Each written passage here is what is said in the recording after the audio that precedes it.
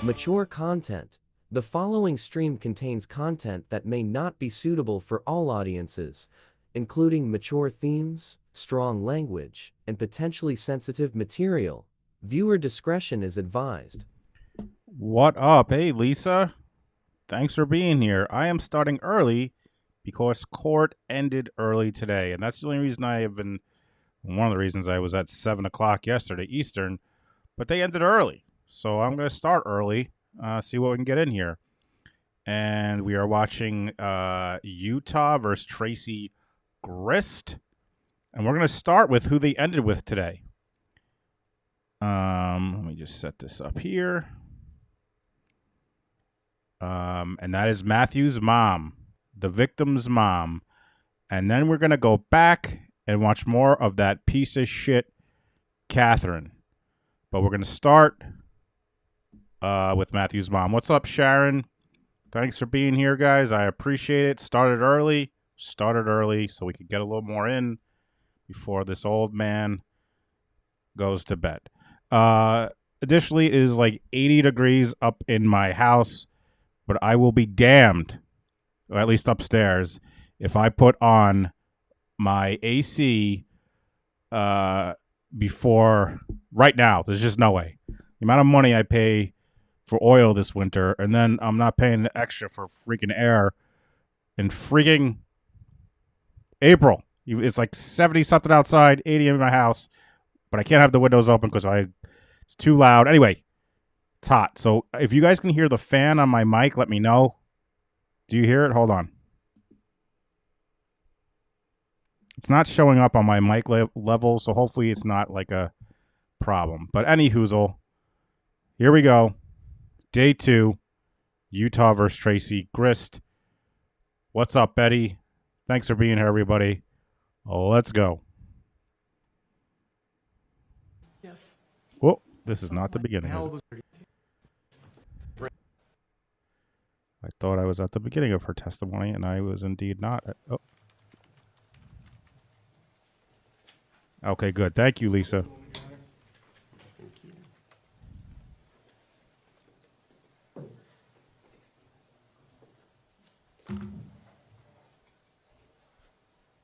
This poor woman.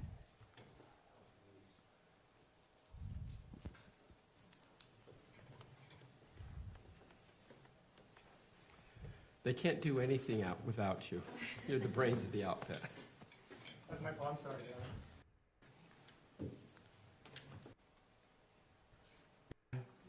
Statement moved to admit and publish. What the fuck is going on here? Hold on, guys. First of all, I want to make this louder.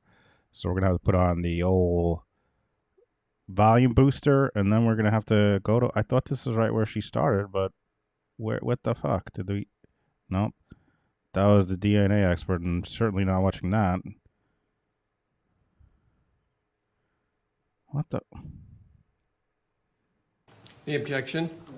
Thank you. So moved with Rafa. The brains of the outfit. Here we go. Good afternoon, Mrs. Restelli. Good afternoon. For today's hearing, how would you like to be referred? Mrs. Restelli, Mrs. okay? Restelli. Okay. Restelli. Mrs. Restelli, will you state your name and spell your last name for the record? My name is Diane Restelli. Last name spelled R-E-S-T-E-L-L-I. And Mrs. Restelli, did you know a person by the name of Matthew Restelli? Yes, he's my son. Mrs. Restelli, I'd like to show you what's been marked as State's Exhibit 32, which is a photograph.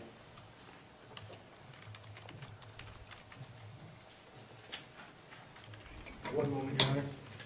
Thank you. Hit that like on the way in. Hit that like button. Tell your friends. Tell your enemies. Oh, I can move. I remember I can move the... I forgot I can move the... You're the brains. Closed caption. I'm sorry, Your Honor. Sorry, Where Mrs. is it? Restelli. Where'd it go? Oh, that's... Sorry, You should be Andy. able to see that now. Okay. Oh. Exhibit 32, you said? Yes, Your Honor. Thank you.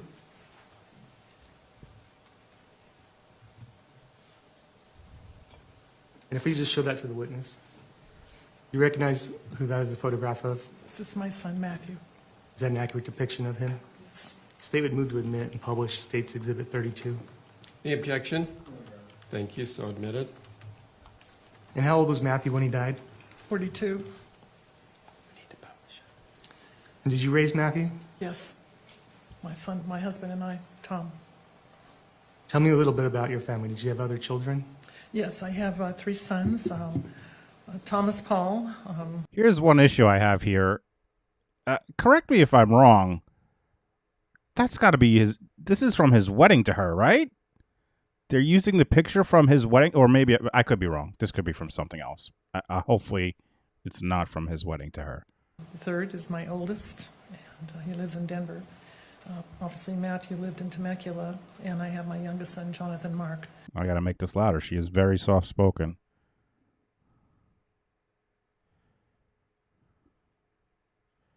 Who lives in Trabuco Canyon near me. And were you actively involved in raising Matthew as a child? Absolutely was involved.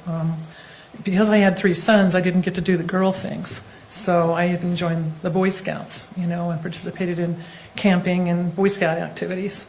I did everything I could to be a part of their lives at athletics. Matthew was a mountain biker, so I would take him to the mountain biking races so he could, race competitively. And do you know what if Matt was left or right-handed? Matt was left-handed. And were you involved in Matthew's life when he was an adult? Absolutely. By the way, it's important that he's left-handed because these fucking morons, when they try to stage the scene to allege that he tried to stab them, put it in his right hand because they are fucking idiots. I pretty much Put the knife. saw him maybe once every 2 to 3 weeks. He was very much in my life. He lived with us as an adult before he was married or with anyone. And, he was part of our life in helping me do a lot of things. He was my mechanic for my SUV. He was my repairman. He was my confidant to talk about a lot of different things. So, yes, I was actively involved in Matthew's life, even to the point that he would call me every night and give me a rundown on his activities of the day and what kind of things were going on in his life and talk about his children. And how close did you? Kathy H. says, with her usual $4.20 Venmo, just got off work. Thank you for streaming, Jay. Thank you so much, Kathy. Appreciate you.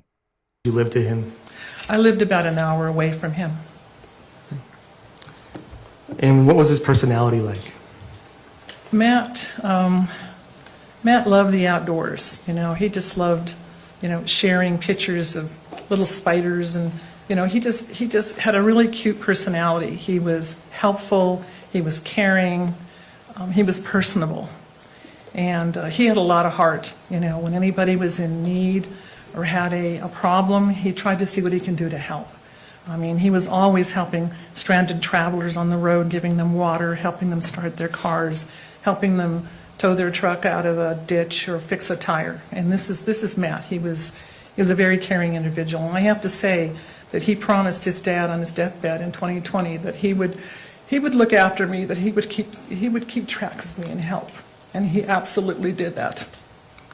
So when I heard this, I was like, man, this is my mom. What would she say about me? He yelled a lot. People annoyed him. He didn't like to leave the house. He avoided his neighbors like the plague. He liked the Mets. Just imagine what my mom would say. And was he married? Yes, he was married to Kate Restelli. And do you know when they got married? They were married, I think, in 2016, I think it was. So did you interact with her often? Yes. When I first met Kate, she was kind of like dressed more like a goth, very dark, she's very tough, had a very tough language ability. And, coming from a professional background, trying to model, having some positive, good behavior that she could learn from a mother-in-law, some positive things. And it was hard. It was hard because she had that rough edge. But she started to do some better things, learn how to cook and do some better baking. So I think I felt like I started to have a really good relationship with Kate. But, she always had that undertone of roughness that was really hard to get to that core. After seeing that asshole testify, completely believe that makes total fucking sense to me. And how many children did Matthew have? Matthew had 2 children with Kate and 1 child, Lucas, from a previous relationship. And I'd like to show you what's marked as State's Exhibit 33, which is a picture. I could show that to the witness. You recognize that? Yeah. And what is that a picture of? That's the family. They're on a tractor that Matt had fixed and overlooking the hills in Temecula in the wine country. Does it accurately represent the picture of him and his kids? It does. State would move to State's Exhibit 33. Any objection? No. So admitted, thank you. Move to publish. So ordered.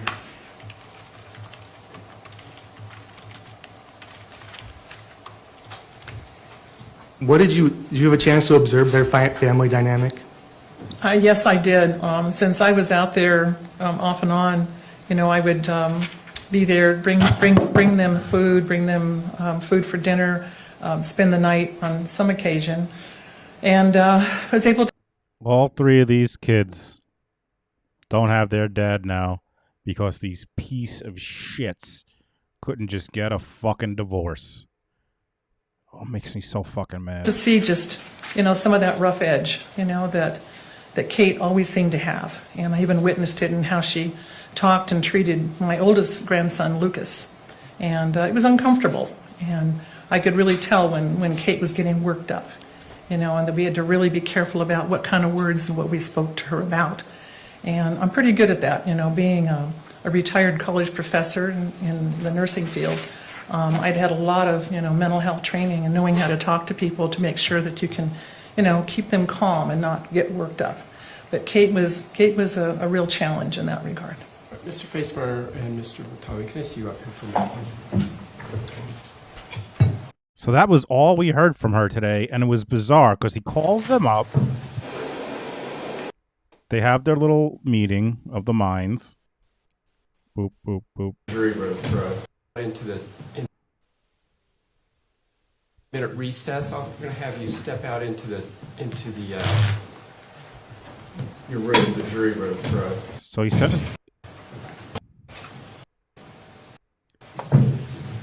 You're ready. he said,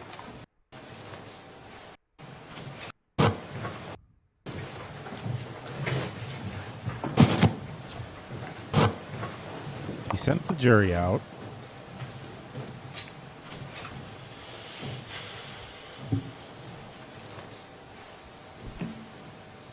Just let Faye know when you're ready. One moment, Your Honor.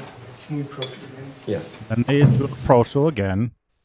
And I don't understand what happened because that was it. Then they come back. I'll show you what happens. So they go on a little break ski. And then they come back and he says this. Where is it? Oh. Today, I want you said to the jury, we've had a legal issue come up. I'm going to excuse you for the day. I want you back tomorrow. Ready? So I don't know what the issue was. There was no objection. He just stopped it, told the jury there was a legal objection, and then tomorrow they come back at 1:30 their time because it's a half day for them. So anyway, that was all the testimony from today from Matthew's mom. So we're going to go back to tomorrow. We're going to go back to yesterday. Me fail English. That's possible. And go back to this. Oh my God. We're going to go back to this piece of shit. Fucking loser.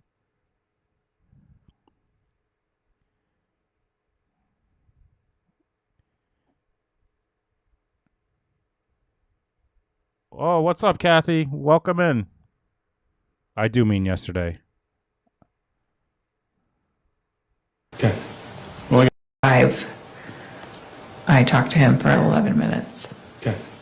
We're only going to This is where we stopped yesterday, if you were here, We're gonna listen to some of the recorded calls that this fucking moron decided to record. For what reason? Who knows? Publish the first minutes, 3 minutes of that. If you could please publish date 16. Any objection? No. Thank you. Hi.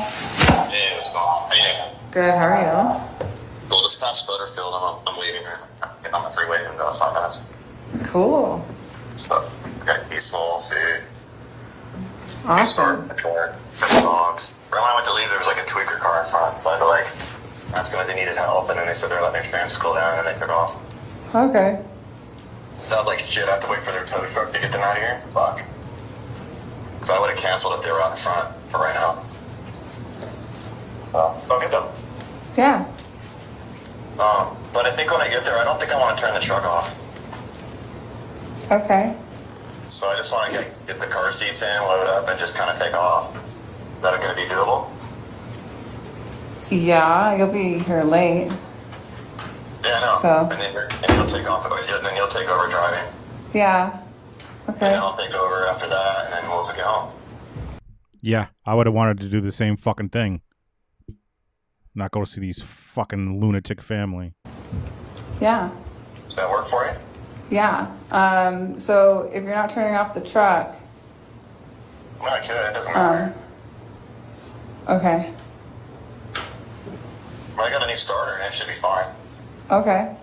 And it's under warranty if it's Mommy, on. So. I'm hungry. Okay, I'll make you a sandwich just a minute. Let me talk. Do you want to say hi to Daddy? No. Oh. Are you sure? No. He's on the phone. You can just say hi, Daddy. Why did you get? Oh, hi, baby. Why'd you want me to turn off the truck? No, I was just the parking situation. That's all. Because do you have the parking? I mean, just so fucking cold-blooded. Their kid is on the line while she manipulates him to make sure that he comes in the house so that her brother can shoot him 7 times. They showed the picture of, like, you know, they draw the figure for the autopsy, like the outline. 7 bullet holes. That was brutal. Brutal death. Brutal. Spots that are by the clubhouse, but you can't. There's no street parking. So if you're in the street, you're in the street. Yeah, so how do we get loaded up? Well, just be just park. I'm 97%, so. Okay, well, I'll just probably turn my phone off when I get by Vegas to conserve some energy, you know? okay. That's fine.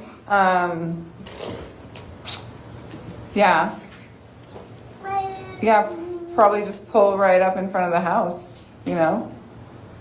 Yeah, and then we'll just load up. How long do you think it'll take? Like 15 minutes to load up? Yeah, not long at all. Yeah, I'm not trying to rush you. I just don't No. want to risk the truck. That's all, you know? No, I get it. Yeah. You gonna come inside? Are you gonna come inside and help me load up? Yeah. Okay. Yeah. The front Why would you record this? Why would she record this? I don't get it. door's always unlocked. Okay. Okay. Well, I'll turn my nav on when I get all the way out there because I got to pass Provo, right? Yeah. What's the nearest town like before I just so I can turn my phone on? When you get to Provo, you should probably have your phone on. In there, you ask if he's going to turn the truck off and ask if he's going to come inside. Correct. Why did you ask him that? So you could come inside so my brother could shoot him. Why did you tell him that the door was unlocked? So you would just come in.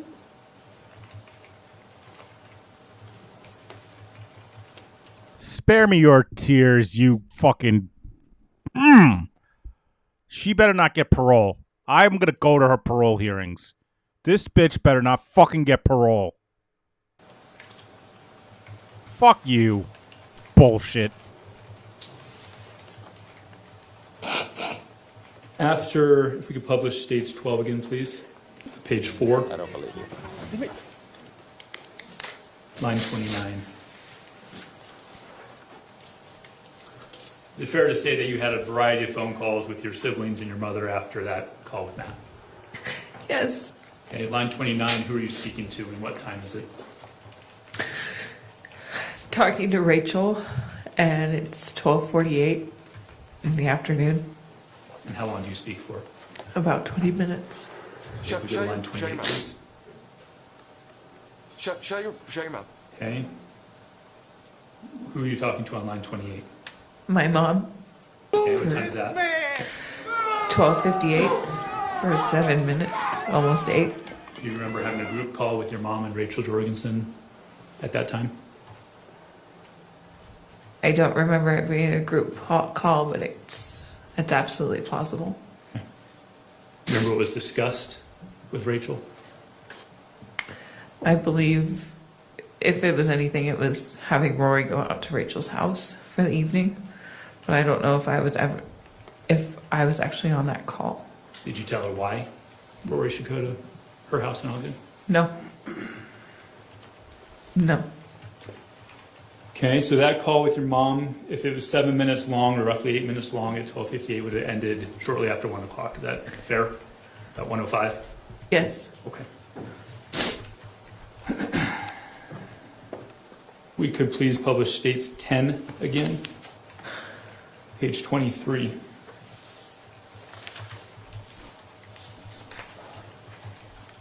Scroll down. Yes, pause right there. 11:45 a.m. What is that from your mom? I believe that's a screenshot of Matt's location. Okay, let's scroll down to the next one. What time is that text message? 2:07 p.m. And it's from my mom, and she said, I'm meeting Kevin for sushi. What did that mean to you? That they were going to meet for sushi. I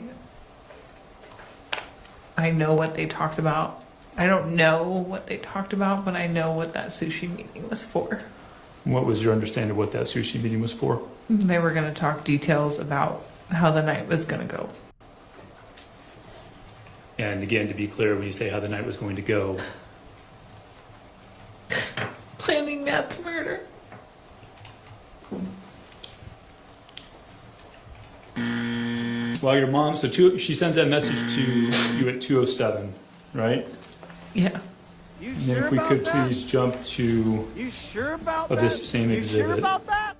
No, Matt was not going to sleep there the night. His plan was to drive 8 hours from California, Utah, to get this human piece of trash you see up here in her prison scrubs, and then take her and the kids back to California because she made this fucking ruse that she couldn't rent a car. Ed Norton can't believe it over here. He's napping again.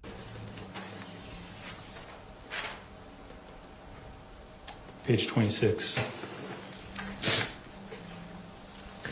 Scroll down.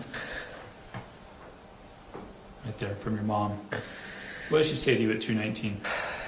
She says, hey there, please let Matt know that he's welcome to spend the night if he's too tired after driving all day. I promise I'll stay away and I will be as sweet as candy.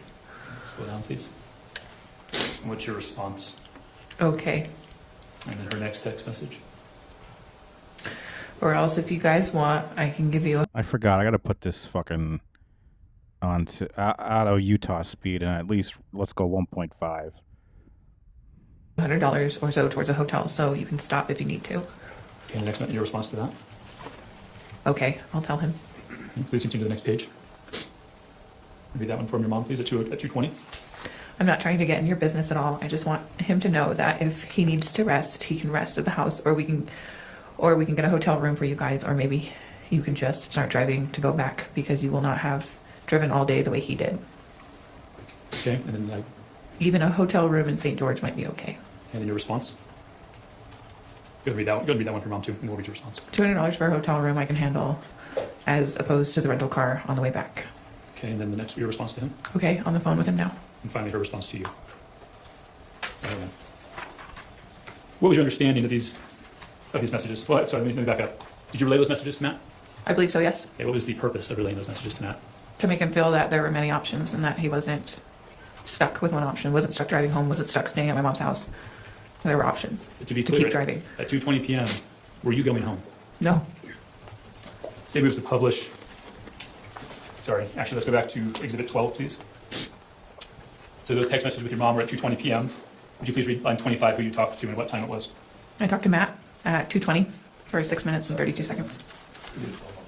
Line 25. Okay. State move to publish that 2:20 call. Any objection? What exhibit number is that? That's number 17, Your Honor. Thank you. Any objection, Mr. Facemeyer? No, Your Honor. Thank you. Just the first minute 30.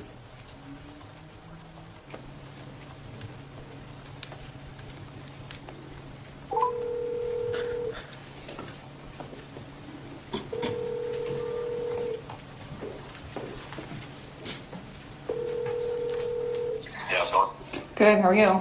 Pretty good, what's going on? I just called to see how your drive is going. I'm just passing that abandoned water park. Oh, fun, cool. Yeah, I just like right now I'm looking at it. Yeah, my mom said if you're too tired when you get here that you can always sleep here. She said she'll keep her distance. She'll actually be asleep. Oh my guys, I'm just not gonna talk, that's all. Okay, or if we want, we can get a hotel. She said she'll give us $100 towards it. No, it's not like that. I just wanna see my baby, see you. I brought my pillow and everything else. Right. So I'm really worried about it. So, what do you want to do? I want you to be comfortable. I will be. I just become Okay. once I have my family. Okay, well, good. All I Okay, want. awesome. Yeah. So, cool. I'll just keep Awesome. trucking along here. Okay. So fucking This call would have manipulative. happened around 2:20 in the afternoon Yes. while Kevin and your mother are at sushi, correct? Yes. Again, I said this yesterday, but if it's me and I'm Matt, I mean, he's a better man than me because I would have been like, get your fucking ass back to California or I'm calling the police on you for kidnapping my children. Do you remember when they got home from sushi? Probably about an hour later. Did you have any conversations with them when they got home from sushi? I believe so, yes. Okay, Out on what the do you- lawn. I'm sorry? Out on the lawn. Okay, and what do you remember about that conversation? Just finalizing details about how the night was going to go. I don't know if Kevin was on the lawn. I can't remember everything. I'm pretty sure he was out there. And it was just discussed that Matt was going to be there shortly at 10 o'clock. And that where I was going to be upstairs. Kevin was going to be downstairs watching a movie, but not really watching a movie. And my mom was going to be wherever she was going to be. Did Kevin say anything in that conversation that you recall? Not much. Who did most of the talking? My mother.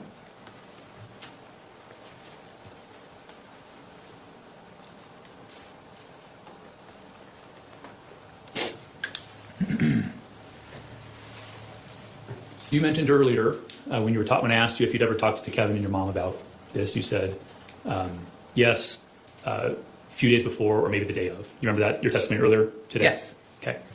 Is this the conversation that you were referring to?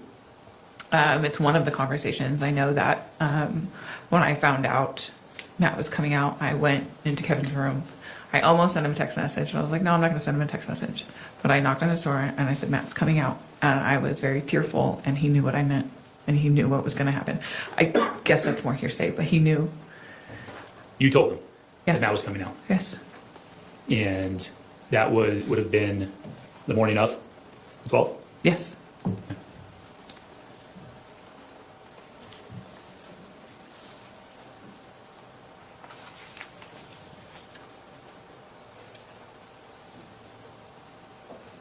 Okay.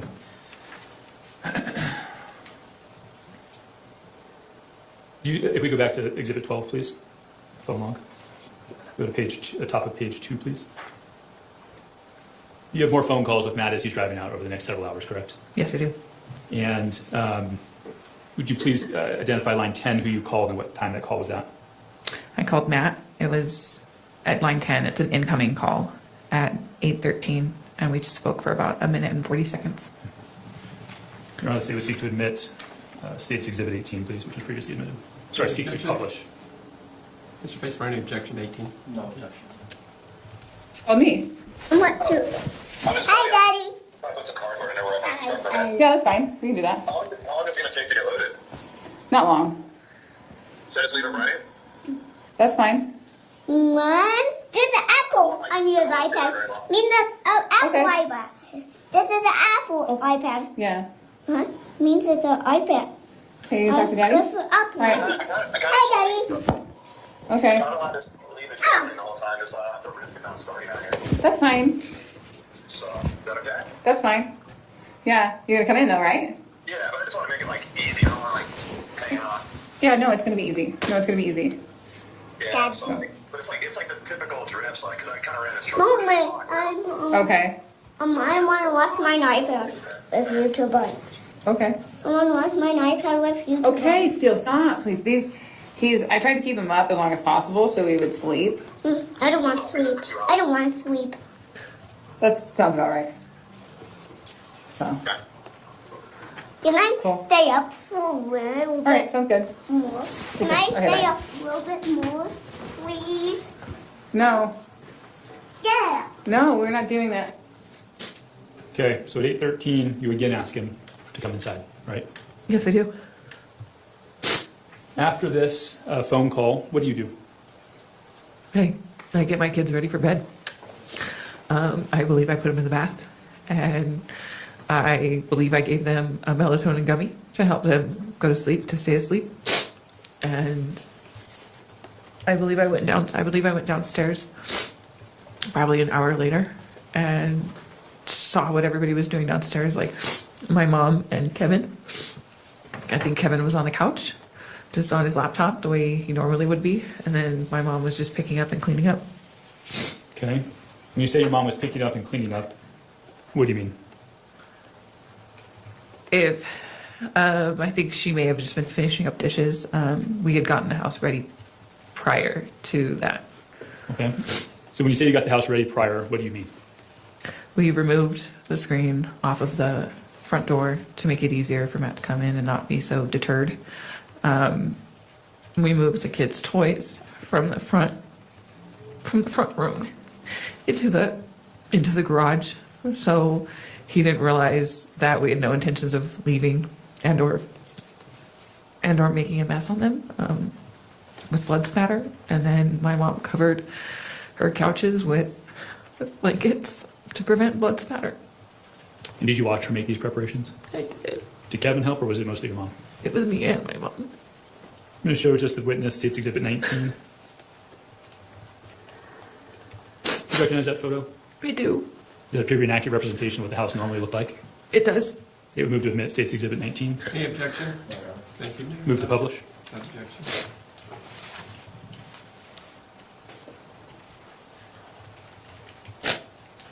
Okay. We're going to talk through that. The toys on the right, what are those in front of? Those are in front of the fireplace.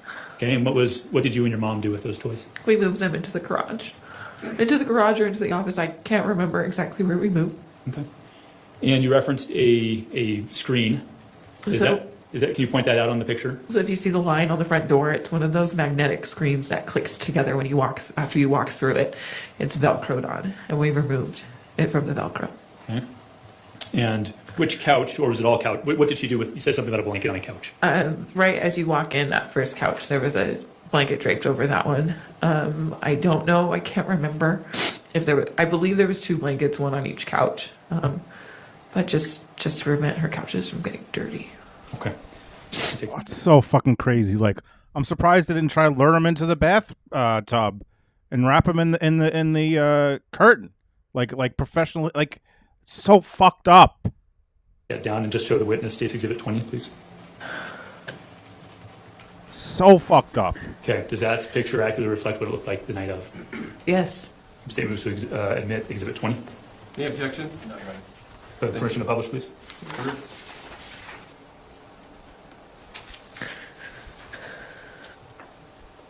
Okay, does this reflect that same view, minus the front door being closed, of... Funkarella says, please tell me she's LWOPed.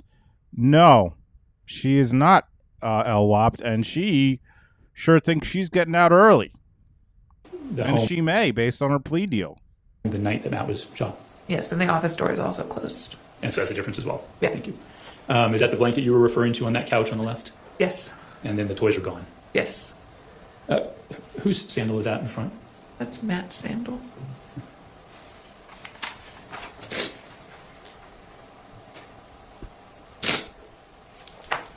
Can we even take that down? Okay, you said after that 8:13 phone call that you bathed the kids, gave them a melatonin, put them to bed, and then went back downstairs. Yes. Correct. You could please publish what was previously admitted as States 9. You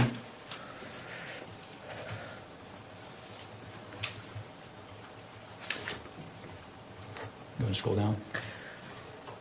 Keep going. Okay. So just right around that phone call, at 8:13 phone call, Matt texted you, correct? Yes. Same content we heard in the phone call, put some cardboard down. Yes. Right? Okay. You go to your response, the next page. Keep going. Okay, I'll get some ready. All right. And then what's your next message to him?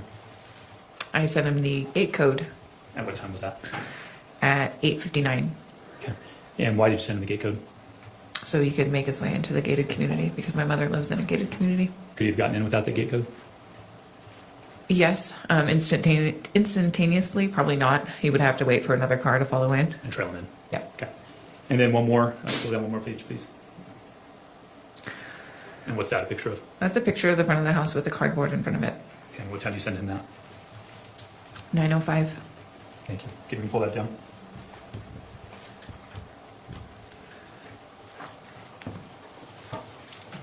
Okay, so now we're 9:05. You're back downstairs from putting the kids to bed after giving them a bath, roughly at 9 o'clock time frame. Did you talk about anything with Kevin? No, I did not. I don't believe so. Did you see him? I think he was on his laptop watching a movie. Okay. What about your mom? Did you talk to your mom anymore? I spoke with her before that, when we were getting things ready. Objection, non-responsive. She's answering. Should I spoke to her when we were getting things ready? The question was, Your Honor, was after she laid the cardboard, you got a closed session. That's really a yes or no, and then a follow-up is what would be. So let's go that direction. I think that's a standing objection. Please. After the cardboard was laid, did you talk to your mom anymore? Yes, but I don't recall what it was about. Okay.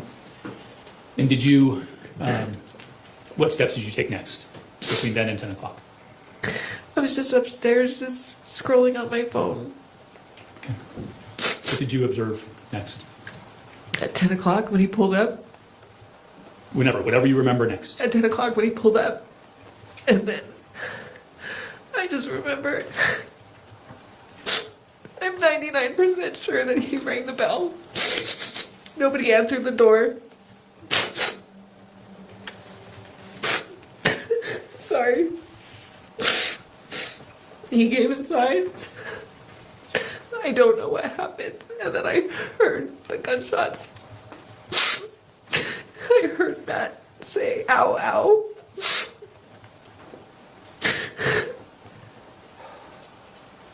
And then I heard my mom and my brother talking about putting the knife in his hand.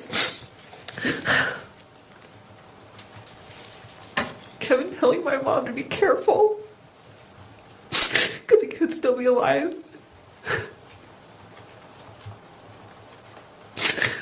I remember my mom coming upstairs and she said, don't come downstairs. I said, is he gone? She said, yes. I said, you need to call 911. That's when she went downstairs and called 911. What do you remember next? I was sitting upstairs. The cops came in probably about 1 to 2 minutes later after my mom went downstairs. It was really fast. They escorted my mom and my brother. I still can't get over, like, I mean, I can't get over all of it, but just like after she talked to him, he's like, "What'd you do?" "Oh, I went and scrolled on my phone. Just went on my phone. Just checked Twitter, checked my checked eBay, checked my Etsy store." Like, are you fucking kidding me? Like, it's just so insane to me to be that desensitized to a human's life. The father of your children. I just went and scrolled. Played Candy Crush. I put my kids to bed. You know. And then they called up to me to make myself known. I made myself known and I said my kids are upstairs sleeping. I came around the corner to the stairs and I saw it. And I saw Matt at the bottom of the stairs and I was escorted out.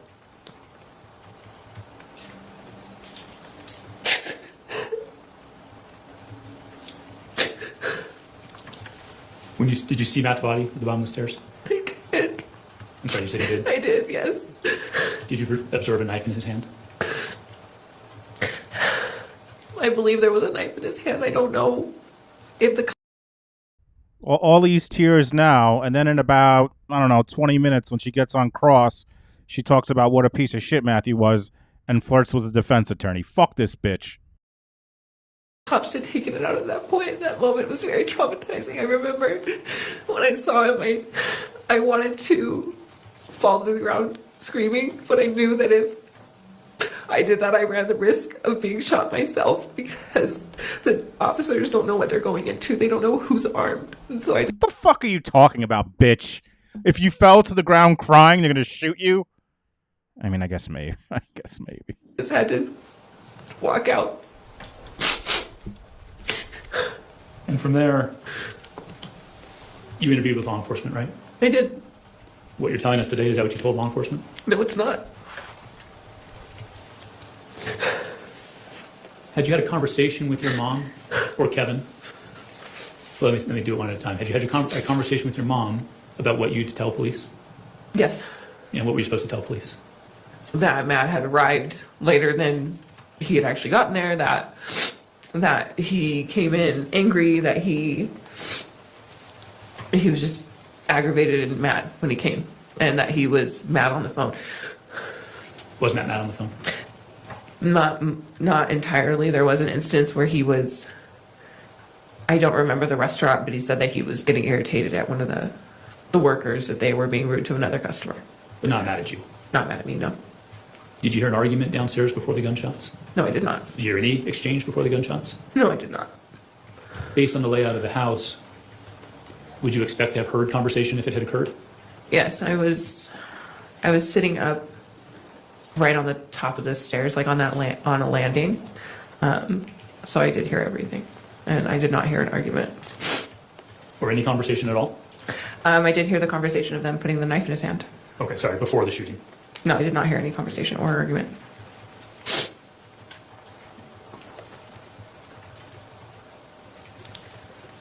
Do you know, you said you had a conversation with your mom previously about shooting Matt and putting a knife in his hand, correct? Yes, I did. Prior to the day of it happening? Yes, I did. And I believe your testimony was that it would occur usually on the lawn. Yeah, on the lawn. There was other conversations that were had inside the house where she showed me the knife that she had, that she wanted to put in his hand. Tell me about that. That knife was, she got that knife from Amy's house. It was her husband's, Amy's husband's knife that he'd gotten from, I'm not 100% sure where, but it was his knife. He was deceased at the time, so she had taken it. I believe she had gotten it on one of the trips that she came out. I think it was either in April or May. Okay. And when you say you came out to Amy's house? My mother went out to Amy's house. I did go to Amy's house. I never saw the knife at Amy's house. The only time I ever saw the knife was at my mom's house. Does Amy also live in California? Amy is deceased, and she did live in California. She lived in Ramona. Where did that conversation about the knife occur? In the doorway to the laundry room. Now, if we could show the witness State's Exhibit 21, please. Any objection? Is that the laundry room that we're talking about?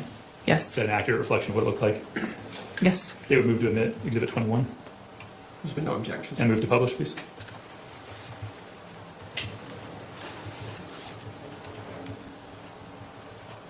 Yeah, is this the laundry room where you had that conversation? Yes, in the doorway. This is the laundry room where your mom showed you the knife? Yes. Could you please describe where it was? She had it on top of the dryer, which is the appliance on the right, in that darker wicker basket. Okay, was there anything else of note about having it in the wicker basket? It was wrapped in a glove.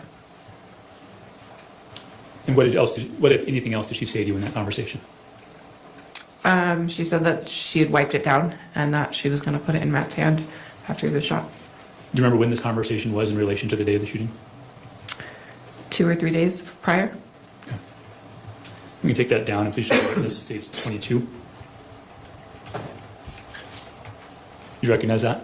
I do. Is that an accurate representation of the knife you were shown? Yes. Say move to admit Exhibit 22. Any objection? And move to publish.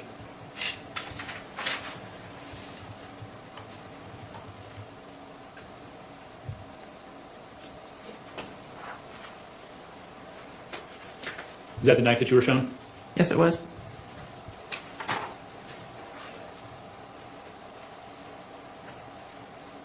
Okay, go ahead and take that down. After the shooting, did you go to the police station? I did. Did you provide an interview to the police? I did. Did you tell them the truth? No, I did not. Was your phone seized from you at that time? It was. But then were you released, allowed to leave? Yes, it was. Did you and your mom talk about what happened after that? Not at first, but as the day progressed, yeah, we did. And what did she say? She told me to stick to the story of self-defense, to not tell anybody anything. After losing your phone, did you have to get a Google Voice number? I've had a Google Voice number, so I did have that number. I did get another phone from Walmart. But did you start using the Google Voice number? I did. Oh, on the iPad, yes. Okay, so we move to, or if we could show the witness Exhibit 23, please. You said 23? Yes. You recognize that? I do. Did it appear to be an accurate conversation between you and your mother the day after from your Google Voice number? It does. Okay, permission or move to admit, states 23. Any objection? No, Your Honor. Thank you, so admitted. And publish, please.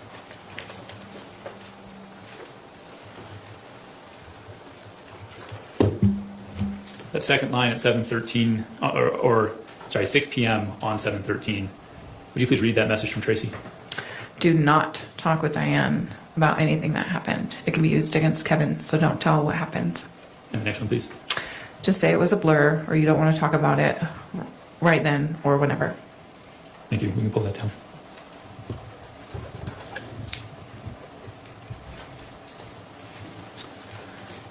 When did the plan, in your mind, change from divorce to murder? I think about a week after I had been out there. A week after being out in Utah. Okay, so you started talking about it then? Yes. Were you still trying to pursue divorce? I knew that divorce wasn't going to be... I felt that divorce wasn't going to be a good option for me if I wanted to stay in Utah, if I wanted to divorce him. Okay, so when you said that you started talking with your mom about it a week and a half before the murder, so like early July, you had started thinking about it before then? Yes. Okay, by yourself or with somebody else? With my mother. Okay, tell me about that. What was that conversation like, and what do you remember? She had said it like a joke. Oh, we can get him to come out here and we can just murder him and kill him and make it look like self-defense. So it originally started more as a joke than it was a solid plan, but it was still talked about. Hilarious joke. When did it change from a joke to what you knew was happening? About a week and a half beforehand, when I realized that a divorce with him would be messy and I would run the risk of losing my children. Okay. Did you ever have any second thoughts about this? Absolutely. Before he was murdered? Yes. Did you ever express those thoughts? I did. When? It was after my mom had come back from sushi with Kevin. I was standing at the top of the stairs. I looked her in the eyes and I said, Mom, I don't want to do this anymore. She looked me back in the eyes and said, I don't care, I'm doing it anyway. I don't know if I believe In that this. moment, I realized I should have. I don't fucking believe that. I don't believe it. I don't fucking believe it. Then just, if you wanted to stop it, call him. Hey, don't come here. Go to a hotel. I'll meet you. Fuck you. I don't fucking believe it for a fucking second. I don't believe that for a fucking second. I should have done more to Yeah. stop it. I should have done so much. But that's why I'm here, telling the truth. Because I want no amount of justice will ever bring him back. I'm going to circle back to your conversations with Kevin. You talked today about going in his room the morning of the 12th and saying he's going to drive out and being teary-eyed. Yes. And you talked about having a meeting with him and your mom after lunch, after the sushi lunch, right? Yes. Prior to those two, had you talked to him about this? Just lightly in passing, like he was out on the lawn with us when we were talking about how it would go down and how it would be self-defense and that he would be there to... Just lightly. We discussed his murder just lightly in passing.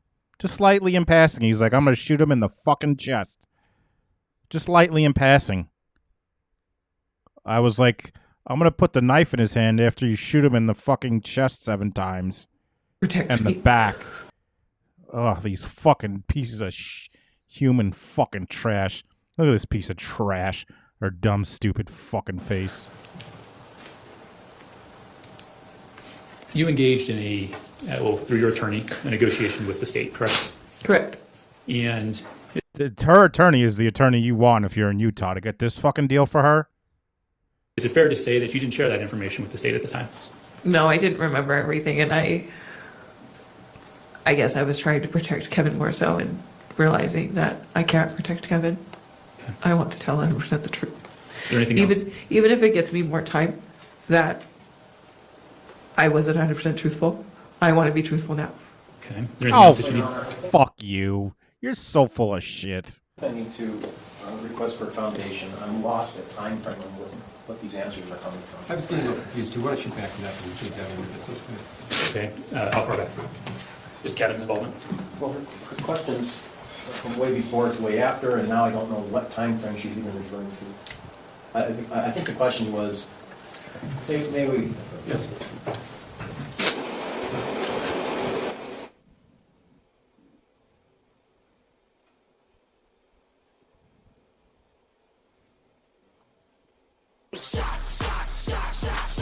I found it. I found it. If you're new to the channel, when I used to live stream actually live trials, we would play the shots and do shots every sidebar. Those were the days. Whoops.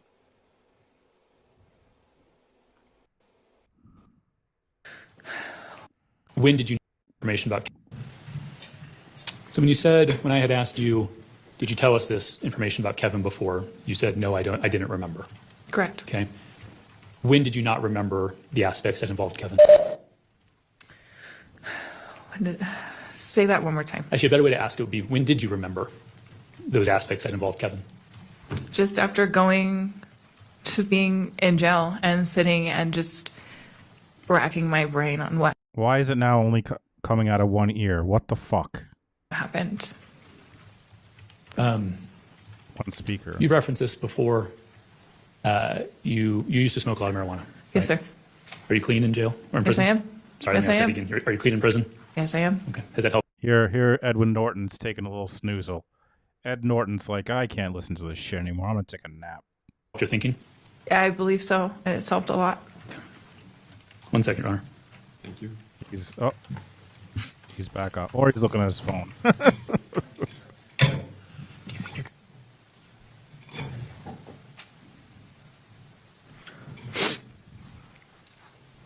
For life, 4L.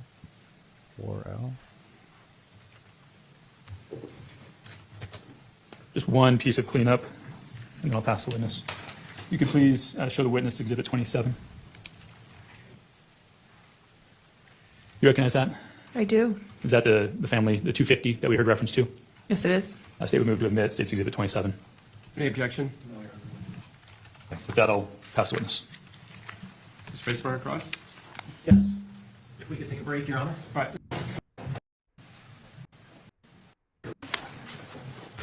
Oh, if you want to see what Let's this just take about piece of shit looks like now, the old Tracey Grist, here she is. 10-15 minute recess. Thank you. There's what she looks like right now. That's the front view that we've been missing. Looks like Mr. Facemeyer stepped out. So let's just take about a 10-15 minute recess. Thank you. We're in recess. I believe so.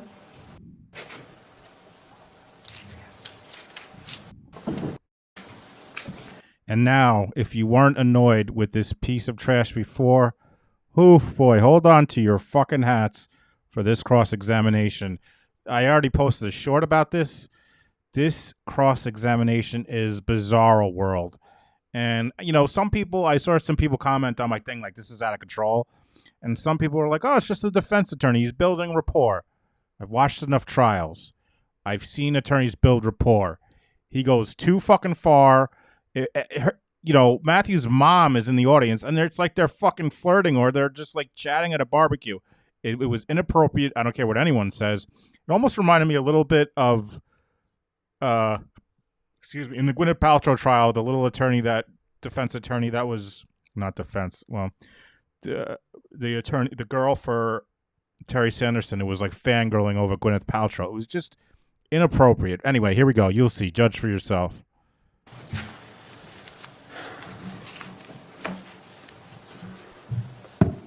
Catherine, my name is Dana Facemeyer, and we've never By the way, we haven't even discussed Facemeyer. It's quite a name.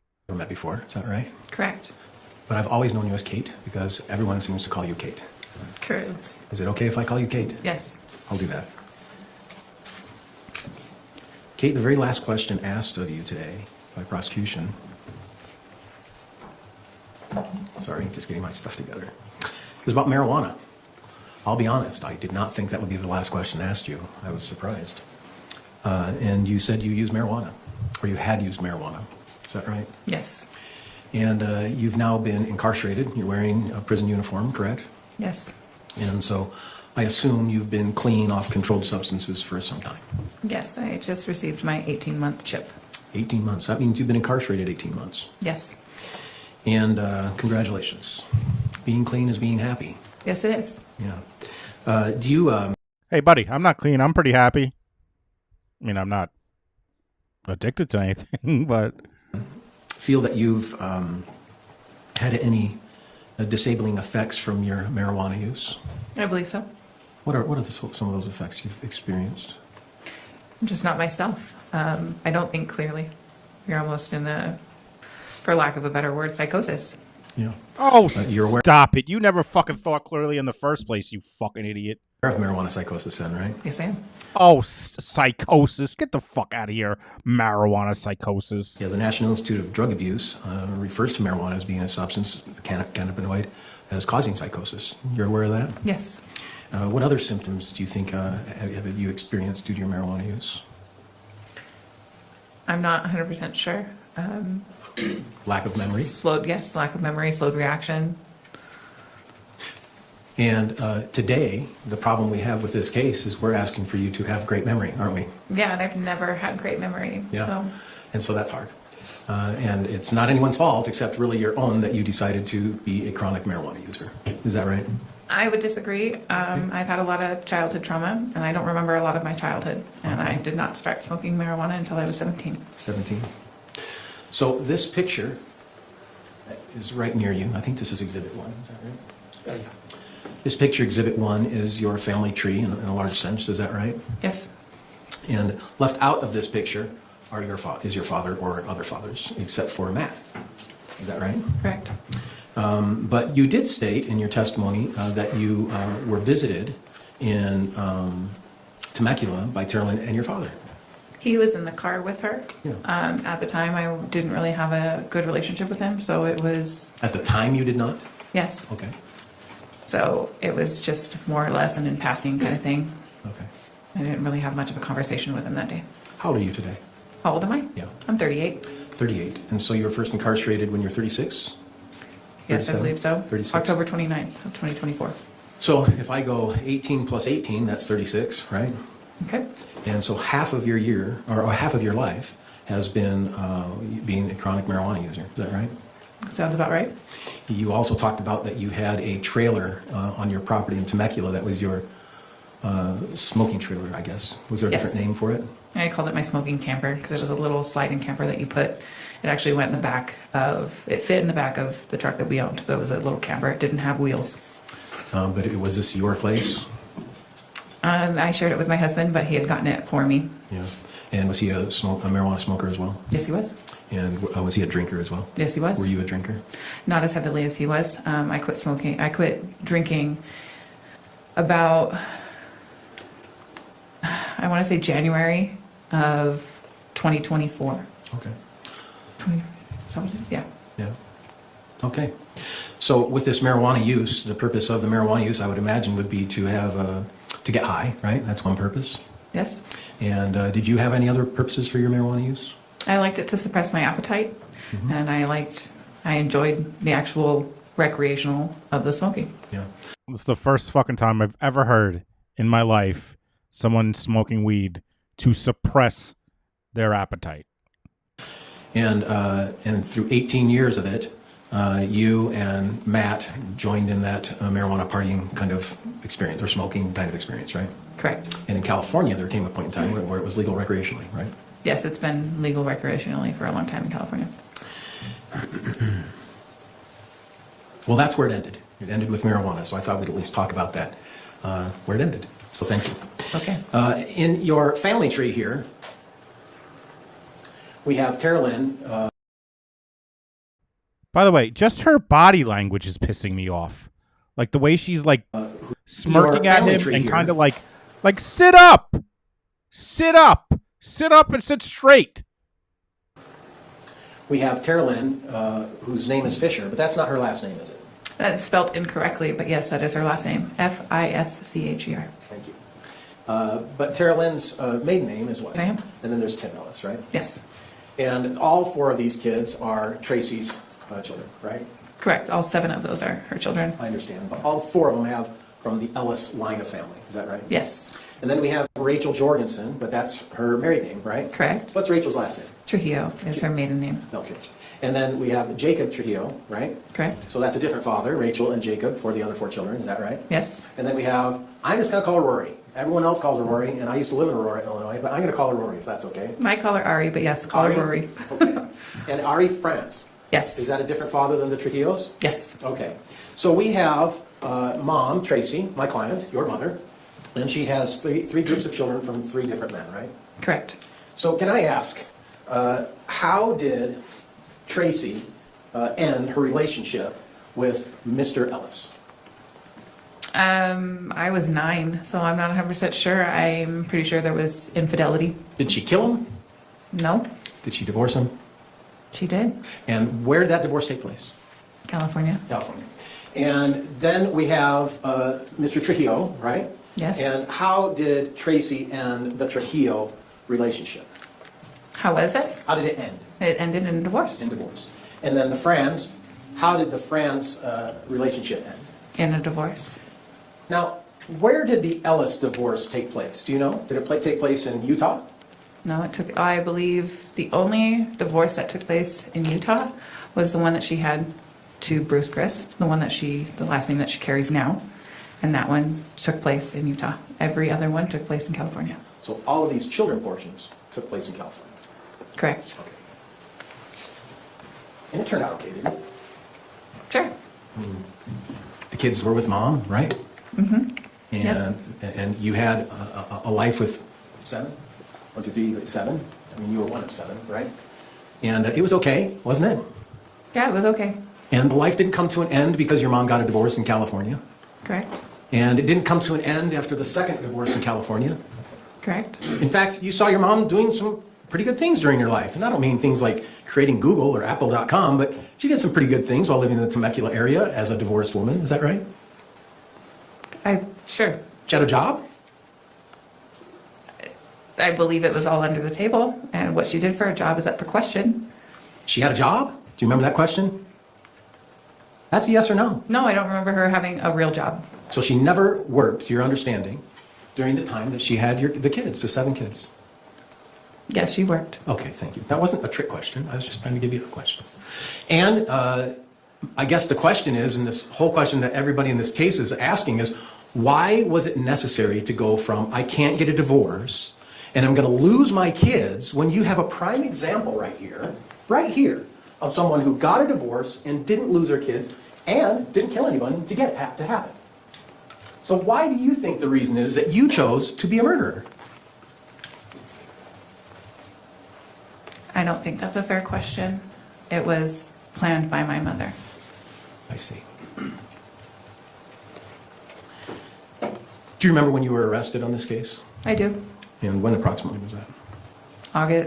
October 29th. I was picking up my daughter from school. Thank you, one second.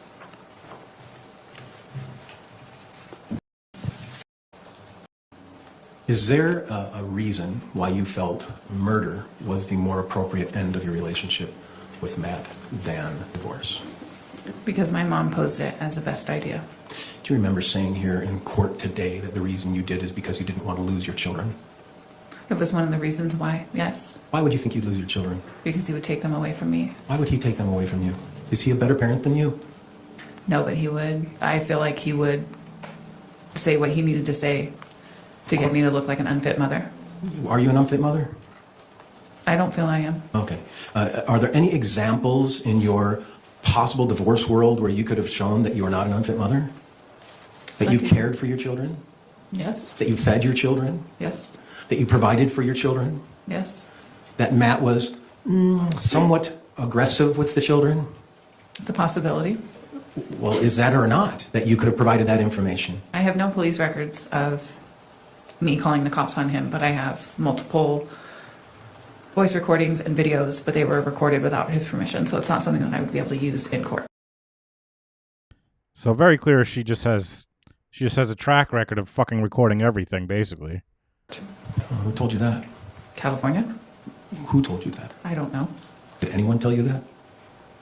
I don't know. You're just making it up? I don't think I'm making it up. I think it's something that I've heard, like on Google. On Google? Is Google your lawyer? No. Okay. I mean, that was pretty funny. I'll give him that. So, in your opportunity to talk about divorce, you also have family members who have seen the aggressive behavior of Matt toward the children. Isn't that true? Yes. And who are those family members that have seen that? I believe the only one who's actually hasn't seen it is Rory. Yeah. So you have a bunch of witnesses you could have come and testify why you should be the custodial mom, right? Sure. And Matt should not be the custodial mom. Or, I'm sorry, the custodial father, right? Yes. Very similar to the example your mom has set, where your mom has been the custodial parent of the Ellis kids, right? Yes. And your mom was the custodial parent of the Trejo kids, right? Correct. And your mom was the custodial parent of the Franz child, right? Yes. You have an example on how that happens, right? Yes. Why do you continually take recordings of yourself and Matt during arguments? Because like I said prior, I have a terrible memory, and especially in traumatic experiences, I forget what's said. So I originally recorded them so I could replay them so I could remember the terrible names that he called me, the crappy things that he accused me of. Like what? Calling me a bitch, telling me that I was a cheater, I'm sorry. telling me... Yeah, my question, like what was, you said other things he accused me of. What did he accuse you of? Calling me a cheater, telling me that all my life choices are the reason why we are in poverty, telling me that the reason why our truck is breaking down is because I drive it. Do you agree with him? On the record, I agree. I'm sure he was right about all of that. I don't have, I'm gonna throw it out there. He was probably right about all of that. No, I don't. Do you agree that your life choices of poverty are because of you? No. What is your thoughts on why you and Matt were having a life of poverty?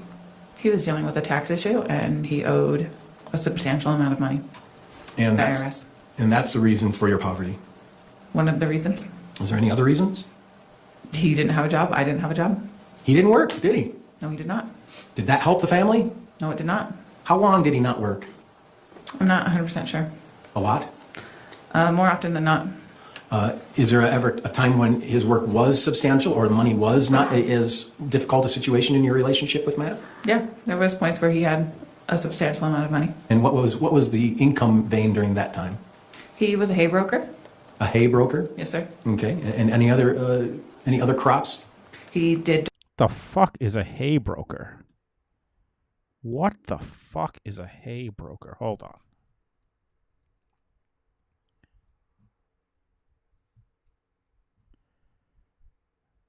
What is a hay broker?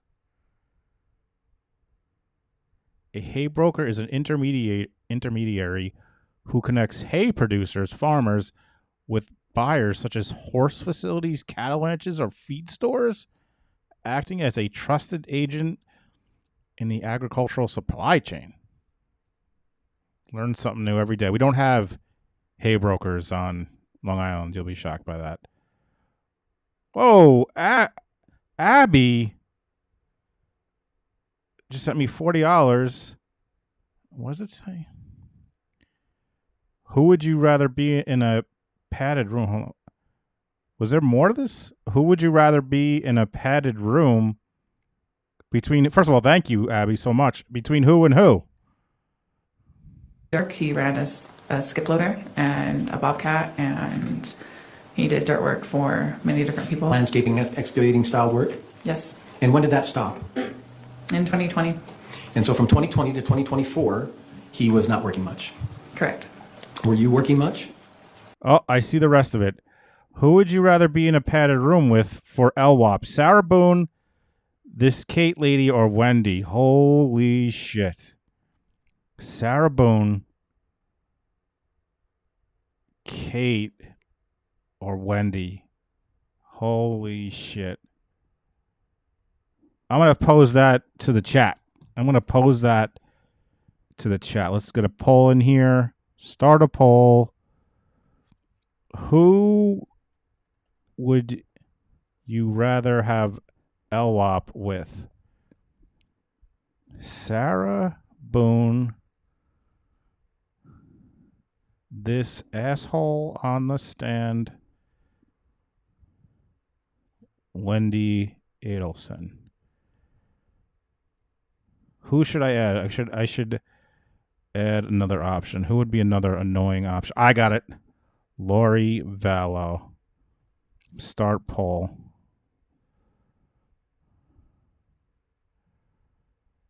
Oh, you just said Donna. I already did it. I should have thrown Donna on there. I'm gonna say this piece of shit. Oh, you said LWAP. I was gonna say because she gets out the earliest. Who would be the quietest? I would drive into the ocean. That's my answer. I would hang myself in the jail. No, I was at home with my children. So you were the caretaker of the children? I was.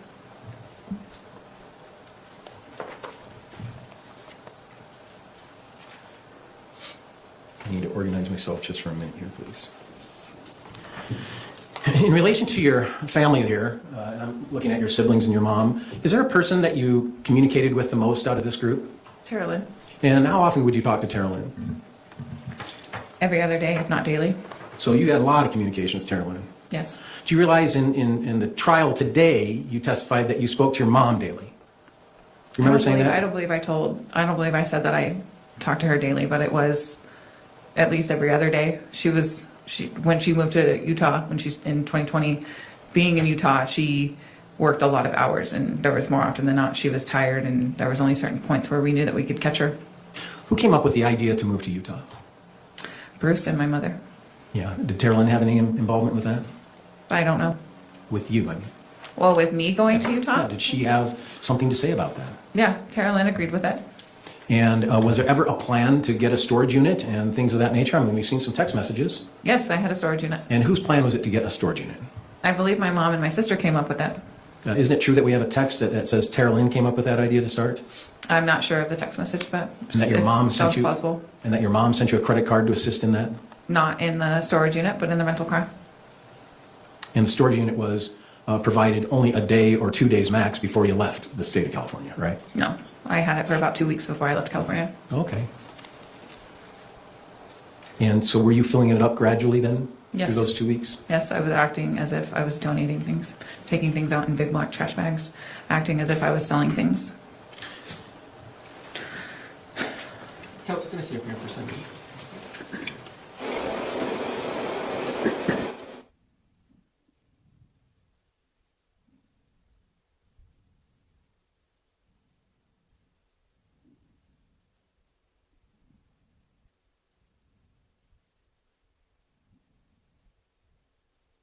Oh, I already lost the fucking shots thing. Damn it.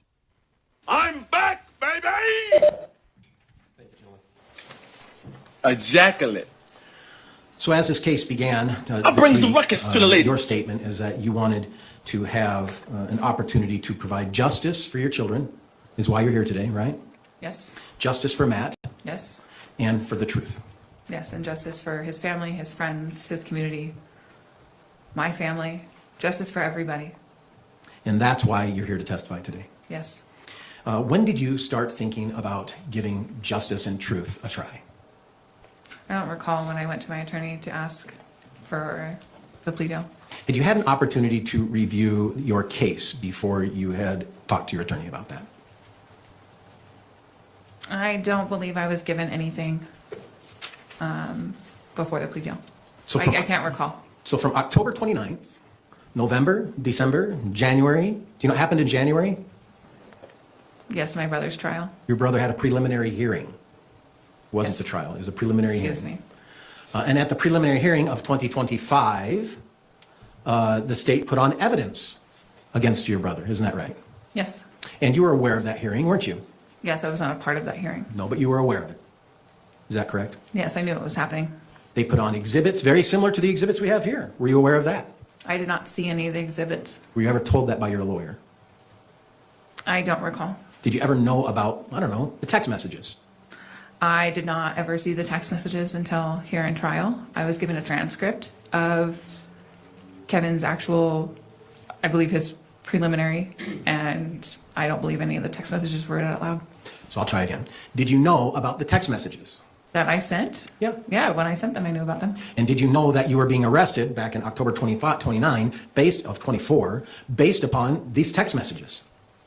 I knew I was being arrested for the murder of my husband. And did you know that the evidence they had was at least some of the text messages that you had sent? I can assume, yes. And some of the phone calls that you recorded? Oh, absolutely. And you knew the evidence against you? Yes. And you knew the evidence against you in November of 24, December of 24. You knew that the evidence against you certainly of January 24 because your brother spent 2 days at least in a trial setting similar like this where witnesses were called and exhibits were shown to the court. And he was found to have at least probable cause to commit the offenses. You knew that hearing took place, right? Yes. And then you went through February, March, April, May, and then sometime May and June is when you decided, you know, I'm going to come forward and tell the truth. Yes, because nobody else is going to. Because no one else was going to. You realize today that you have satisfied your responsibility with the state of Utah, right? If that's what they see fit, yes. You realize today you're testifying and you're satisfying your responsibility to the state of Utah. The prosecution. You realize that today, correct? Now that you say it out loud, yes. Yeah. You're only responsible now to the state of Utah is to complete your time. You realize that, right? I do now that you're saying it out loud. Makes sense, though, doesn't it? Yes, You testified in your brother's trial a I couple did. months ago, correct? I did. You're testifying today, correct? Yes, And you're testifying telling them that you're going to tell the truth. yes, That was their request, right? yes. And so as you're here today, good memory or bad memory, you're trying your best to tell the truth. I am.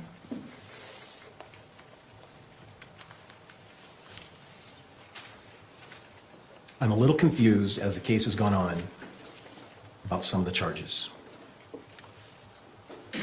You pled to murder, right? Murder in the second degree. In the second degree. Are you aware whether or not there is a murder in the second degree on the statutes of Utah? I don't know. I just know it's a second degree felony. On your case? Yes. Yes. Are you aware that in the statutes of Utah, there are no murders in the second degree? And only a plea deal that you got brought it to a second degree? You saying it out loud? Yes. You pled to conspiracy. I did. Was that an option?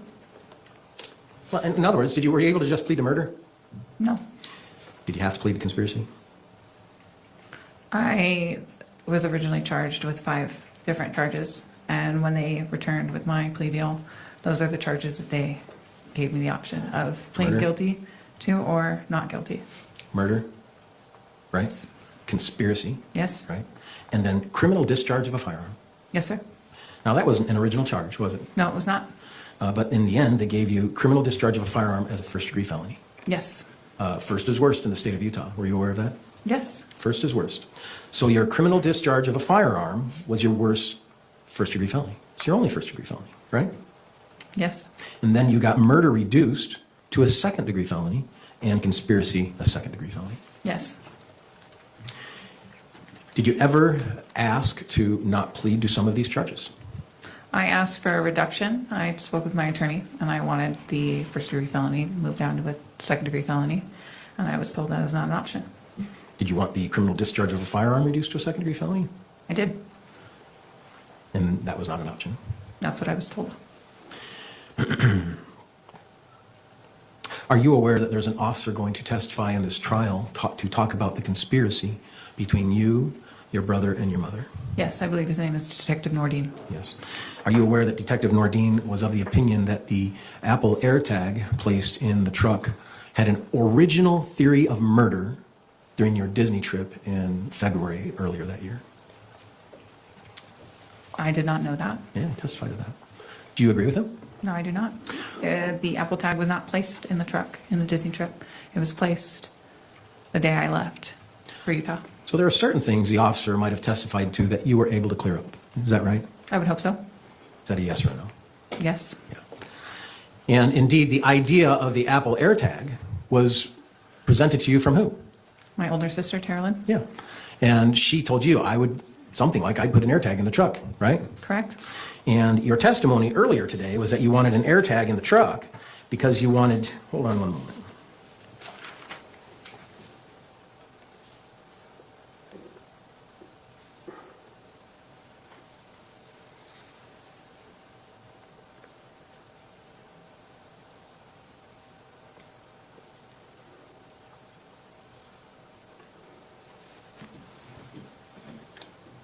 That you were fearful of Matt.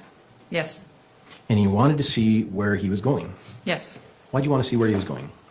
Because I was genuinely fearful of him on whether or not he would come and hurt me and the kids. Hurt you and the kids? Yes. Yes. What about if he was going to the bar? Is that one reason why you wanted to have an AirTag in his truck? I think that's horseshit. I don't think she was scared of him, but I do think she was checking to see where he was going. But I don't believe for a second she was scared of him.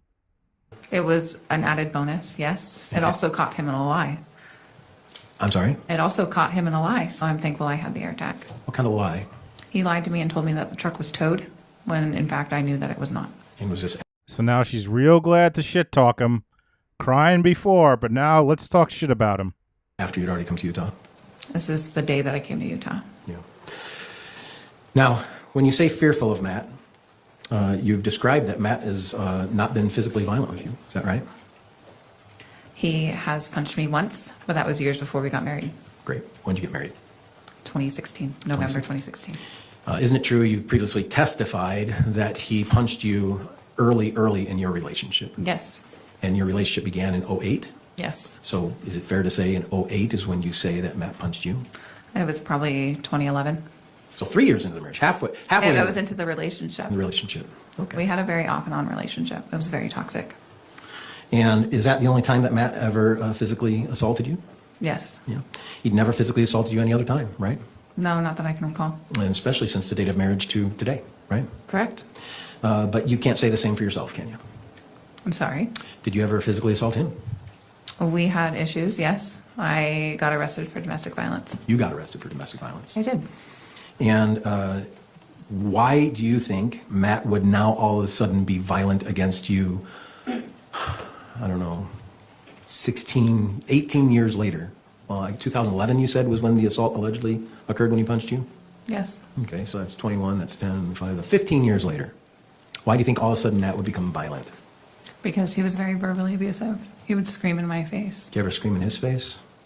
Not as bad as he would scream in mine, but yes. Yeah, indeed, you have videos of you and he screaming at each other, right? Yes. And do you remember the video about the wet tortillas?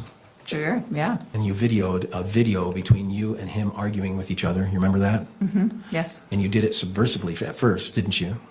He didn't know you were videoing him in the beginning of that video, did he? No, and that's why I can't use a lot of it as ammo against him. Why? Why? Because it was... And that's why I can't use it as ammo against him, She says in the murder trial that she's guilty for him getting shot 7 times. That's why I can't use it as ammo against him. A dead man. This fucking bitch. It was recorded without his knowledge. So what does that matter? I don't know. Me neither. I mean, I'm a lawyer and I don't know what you're saying. Okay. So you had a video of you and him arguing in front of each other, right? Mm-hmm. About a wet Yes. tortilla on his dinner. Yes. I mean, basically abusive to each other, weren't you? Sure. According to your definition of abuse, yelling and being verbally abusive. That's what you have defined as abusive, correct? Yes. And do you remember who else was in the room during that video? My children. Yeah. So you videotaped your children and you and your husband being physically abusive to him. How long did that video last? Do you remember? No, I don't. More than a minute? I don't remember. More than 5 minutes? I don't remember. Do you remember sending it to your sister? I did. Why'd you send it to your sister? Why'd you send a video? You can of- see. So Let me ask my question first. I'm Sure. sorry. I'll retract and restate. Why did you send a video to your sister showing you and your husband verbally abusing each other while your children are crying over wet tortillas? Why would you send that out to people? I don't believe they were crying over wet tortillas. I believe my husband was the only one crying over wet tortillas. Were your children crying? I don't recall the video. I haven't seen it in over a year and a half. Well, maybe we'll play it. Do you remember him finding out you? She is such a fucking liar. And she's so fucking smug. Fuck you. You're videoing him? In the video that you're speaking of? Yes. Yes, I believe he told me to Quit shut it videoing. off and delete it. Yeah, he wanted you to delete these abusive moments in your relationship. Absolutely. Did you marry Matt because you loved him? I thought I did, yeah. Do you now, thinking back, think you didn't? I think it was a very toxic relationship, and I think that we should have walked away years prior. Did you begin your relationship of living together because you loved him? I guess. It's not I a trick wasn't question. pregnant. I wasn't pregnant. That's not the reason why we shacked up. And did you continue being with each other because you loved each other, to the best of your knowledge? Yes. And did you get married because you loved each other, to the best of your knowledge? We got married because I said I would not have children with him unless we were married. Did you have children because you loved each other? Sure. Is that hard to say? I fucking hate her so much. I don't know how much I actually loved him. You stupid cunt. I hate I don't use that word a lot, and I usually use it for men. But fuck her. His mom is there. She's such a stupid bitch. If she gets parole, I'm gonna be so fucking mad. You know those phone calls we heard earlier today between you and Matt on his drive up here? Yes. Did you have moments where you're thinking you loved him? I had moments where I was thinking that I was going to regret taking somebody else's life. That's the only thing you thought of. He was a good person in some points. We had good and bad in our relationship. Do you remember my question? I wish. No, repeat My it. question was, when you called him on his drive up here, did you have moments when you called him because you loved him? I don't recall. Did you call him on the drive up? Yes, I did. Were you forced to do that? No, I was not forced. Did you do it of your own volition? Yes. But there are a lot of things that happened between your relationship that caused real deep hurt, right? Yes. Including an affair, right? Yes. And you said to us in the court here today that you were never truthful about it. Correct. What does that mean? He never knew it actually happened. You never knew, or you never suspected, or you never told him? He never knew. There's no way that he would know. No one ever told him. But he suspected that I had an affair on him. He had questioned you? Yes, he about did. it, Yes, he did. And you lied? Yes, I did.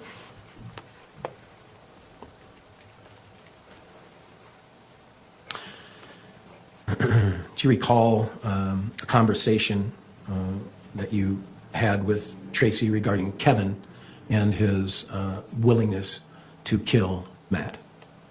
I don't know if it was willingness to kill him, but I know that she had posed a situation to him. Were you there? No, I was not, And how do you know? because she texted me about it. You said Kevin's willing to kill Matt. She said Kevin's feeling suicidal. And I told him, she being I, that she told him that if he was going to do it, go off Matt first, and then then he can finish himself off. Let's talk about Kevin for a moment. Do you know how long Kevin had been living with Tracey up to the time you came to Utah? I believe 3 years. 3 years? I believe 3 years. I could be mistaken. And what was the impetus of Kevin moving in with his mom? He got a restraining order and broken up with, had a restraining order put on him, and he had moved from Chicago To Utah. So he was in Chicago, and he went to Utah because he had broken up with a girlfriend. Yes, I believe it was his fiance. And when he came to Utah, was he depressed? I wasn't there when he got there. I was not around, nor did I text him, but I can assume. Were you told he was depressed? My mother might have told me that he was depressed. Might have. Does that mean you don't recall? Correct. So you don't recall your mom saying that Kevin was depressed?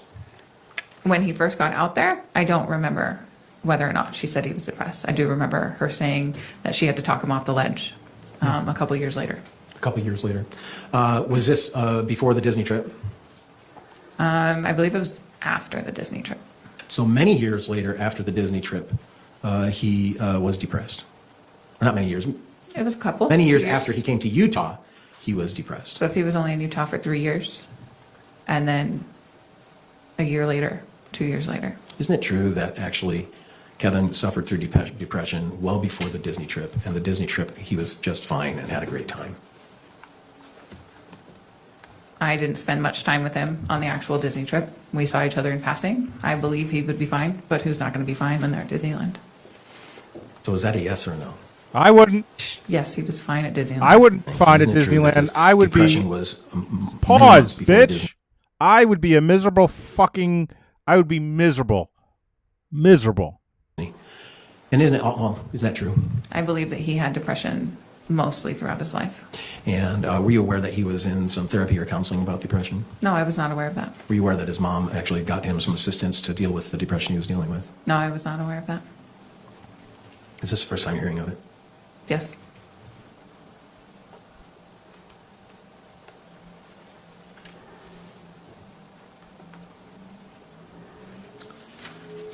So the Disney trip took place in what time, do you recall? February of 2024. And what caused the hardship between you and Matt in relation to the Disney trip? His drinking was the start of it, and he was rough with the children. He got mad that they had spilt goldfish crackers on. Don't believe it for a fucking second that he was rough with the children. She's just so quick to talk shit about the man she murdered. The bed. My sister had brushed it off the bed. Now, was this at Disney? Yes, this is in the Disneyland Hotel. So I'm going to pause because that wasn't my question. I think that's my error. I didn't properly state it. Are you familiar with the time in which you said, at this point, I don't know if Matt will be going to Disney? Correct. That's the event I'm referring to, Okay. so I apologize about that. That's exhibit number 28, page 3. Looks like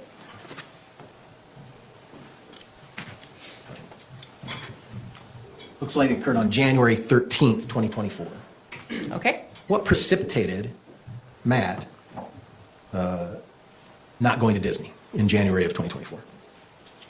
I believe it was just one of our arguments. It probably had something to do with the truck. It probably had something to do with me, quote unquote, having an affair. Was he right? No, because the affair was a one-night stand. Was it close in time to January? I was, quote unquote, having an affair. Well, he thought I was, quote unquote, having an affair. Was he right? No. It was just a one-night stand. Fuck you, you fucking loser. Or December? No. Okay. So he had suspicion, and so you're just continually bickering and battling with one another, I guess. Is that? Yes. Now, Disney didn't just come together in a weekend, did it?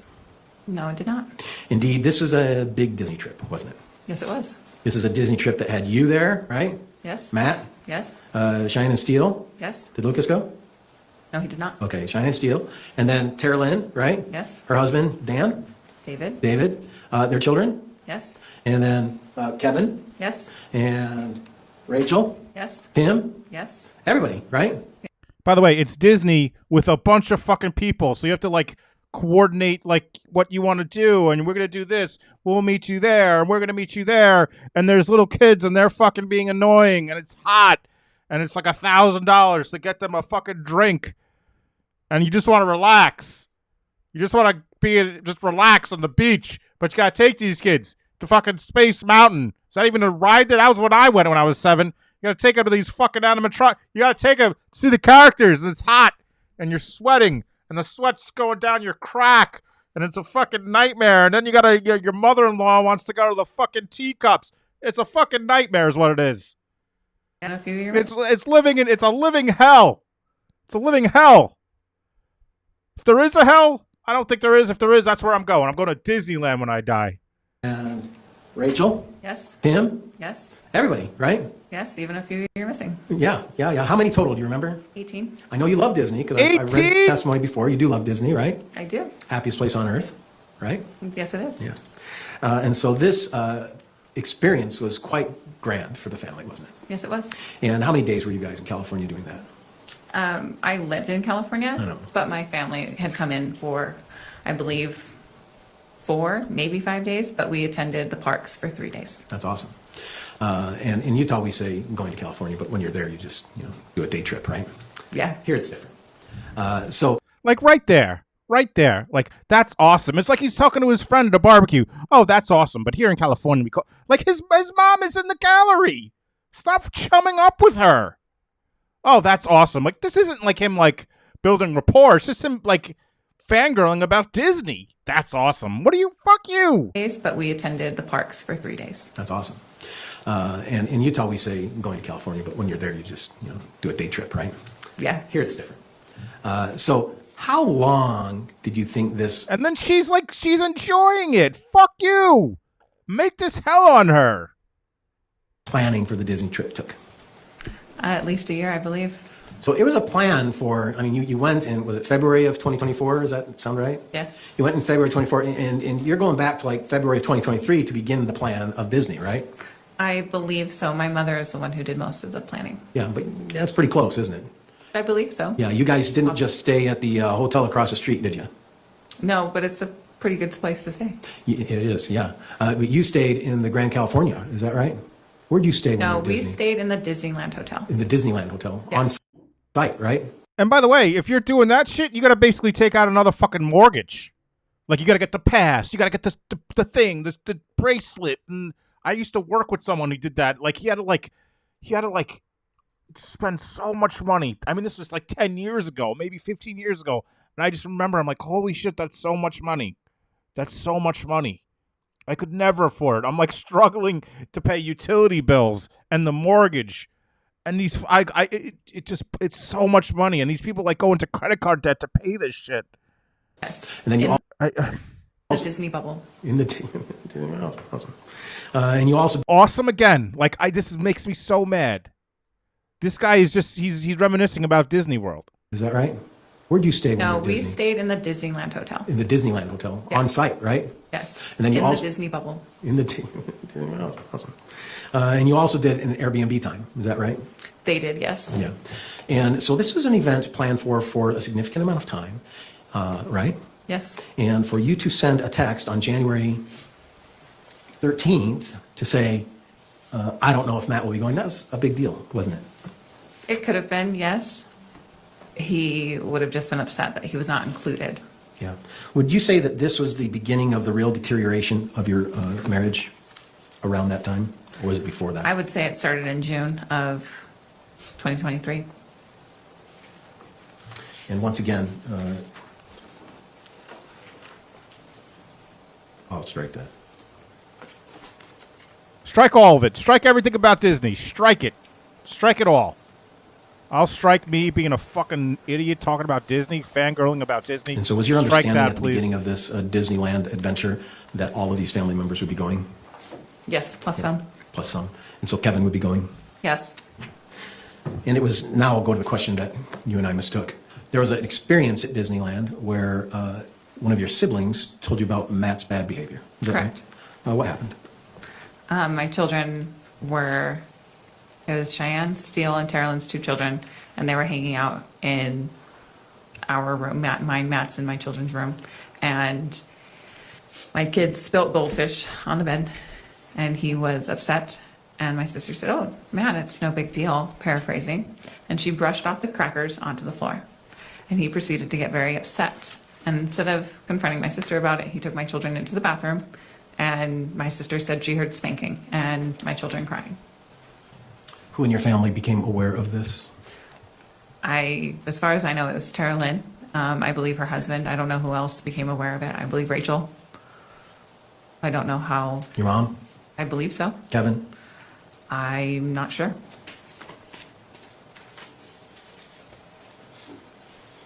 Tim? I'm not sure. Did Rory know? I'm not sure. Where were you when this happened? In the park? In the park, and they were in the hotel? Yes. I was in the park boning another dude under the tunnels. And did Tara Lynn express fear for herself? I don't think she had fear for herself. No. Did she express a fear for anybody in particular? My children. And what'd she say?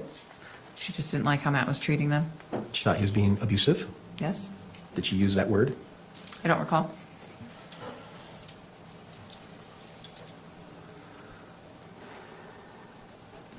Have any of your siblings or spouses been fearful of Matt? I'm going to object. This calls for speculation. That's speculation. I'm going to instruct the jury to disregard that answer. Any of your siblings or spouses expressed to you their fear of Matt? I'm object calls for hearsay. I think that's hearsay too. I didn't ask for what Prosecutor just woke up for an hour-long nap. they said. I just asked if they expressed. It's a yes or no, Your Honor. But you have the answer, though. It's exactly the exact same thing. I'm just listening to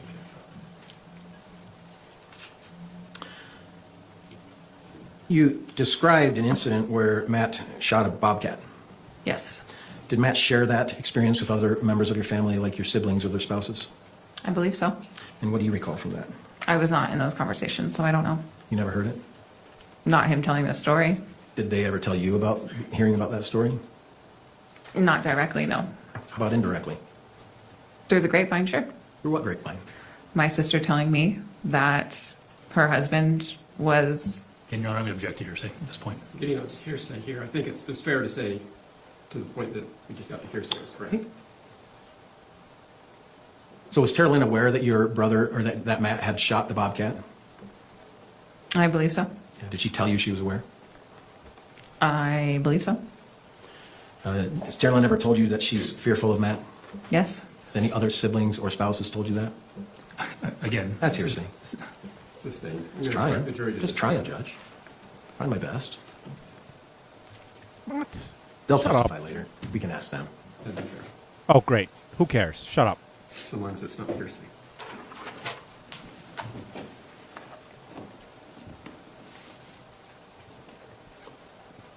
Shortly after Disney, which Matt went to, right? Yes, he did. Shortly after Disney, you had an opportunity to visit with Matt's mom, Diane, right? Yes. And this was in regards, well, I don't know what it was in regards to, but there was a conversation about Las Vegas. Is that right? Yes. And can you tell the court, what is the Las Vegas deal in your family with Matt? It was an annual summer trip that Diane and her late husband always planned. And we would go to TD Village, where they enjoyed their timeshare. And Matt and myself, it originally started Matt and myself and his son before I had children. We joined them yearly. We enjoyed Las. Now, this is what a nice vacation sounds like to me. I can't afford it. I'd love to do it once. And Shannon's going to murder me if I can't figure out a way. But, like, just go somewhere. I want an all-inclusive. I want a bracelet. I go up to the pool. Marg me. Give me a fruity drink. I'm not like this man who's like, give me pale ales. Give me a fruity-ass drink. More sugar, the better. I want it to be real fucking fruity. I'm not going to drink urine Indian pale ale or whatever that shit is. Give me the fruitiest drink you got. And I want to eat whatever I want. I want a all-inclusive where I'm sitting by the pool and I'm sitting by the beach and I'm doing fuck all. Nothing else. No excursions. I just want all-inclusive, some booze. Maybe I can get some gummies. That's it. A week. That's all I need. Give me your fruitiest drinks, please. All of them. I enjoyed the lazy river. Give me a Malibu Bay Breeze. Give me a Marg. So it was something that we enjoyed doing with them. And when her husband passed, she continued the annual trip. And what happened in 2024? I'm sorry, what was that last part? I'm sorry, I'm going to ask a question instead of forcing anything on you. I apologize. Did you have a conversation about the Las Vegas trip after your Disney trip with Diane? Yes, I did. And what happened? What'd she say? She suggested that we not go on that trip. And why was that? Due to our financial burdens. And what was your thoughts on that? I was not pleased about it, but Matt was. And I want a straw. I want a large straw. So I could drink it real fast and get drunk real quick. More upset with me than he was his mom. And he told me I owed him a Vegas trip. Matt said you owed him a Vegas trip? Yes. Why would he say you owed him a Vegas trip when his mom was the one to provide the Vegas trip? Because in some way he felt that it was my responsibility on why we had to cancel. And why is that? You'd have to ask Diane on why she canceled.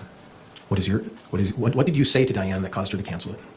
I don't know if I said anything directly to Diane. I don't recall. I may have said something. Were you surprised that she canceled it? A little, yes. Yeah. Has Diane helped you and Matt throughout your marriage? She has. Has she helped you financially? Yes, she bought us a home. Bought you a home? She did. Her and her late husband. And what about the land that the home's on in Temecula? 7 acres, right? Yes. Did she buy that? It was originally in Matt's name, but when he got the IRS issue, he transferred it to her name so it would be safe. Did Matt buy it or did his mom buy it originally? I don't know. I wasn't that part of the financials. So you weren't aware? You never been told? You would have to ask Diane. I know it was in his name at some point. I know that there were loans back and forth between Matt and his parents, but I do not know the ins and the outs. Has Matt's parents consistently helped you throughout your marriage financially, providing financial assistance? Yes. And how about your mom? Did she do the same? Yes, not as much as Diane and Tom did. Your mom would send out money when bills were tight and things like that? Yep. And Diane? $100 here, $100 there, when I asked. Going back to the Disneyland experience, do you recall a conversation that your mom had with Matt regarding the anger about not going to Disneyland? Yes. And what did you tell your mom that caused your mom to call Matt and to chide him? I don't recall what I had said to her. I know I asked her not to call him, and she took it upon herself and did anyway. I knew that it wouldn't have gone over well. And did it go over well? No, it did not. During that time, did you say to your mom, I can't recover it? Yes, I did. What are you referring to? Recovering the argument that we were having, more than likely about my infidelity. Oh. And how did your mom respond to that text? Do you recall? No, I don't. Didn't she say you can? Yes. Just say what you need to. Isn't that what she said? I believe so. You said, no, Mom, it's bad. Right? Mm-hmm. Yes. Then she said, what can I do to help if I can? Okay. Yes, that's what she said. Do you think your mom was trying to help you in your marriage with Matt? That could be debated. Okay, let's debate it. Do you think she didn't? On some levels, I knew that she had a strong hatred for Matt, so what happened in our marriage, she really didn't care. Do you think she tried to help you in your marriage with Matt? At some points. Think she... By the way, again, I'm going to reiterate, I hate that we can't see this idiot's face. She's very clearly shaking her head there. I'd like to see her facial expressions. Tried to help during times of friction between her and Matt?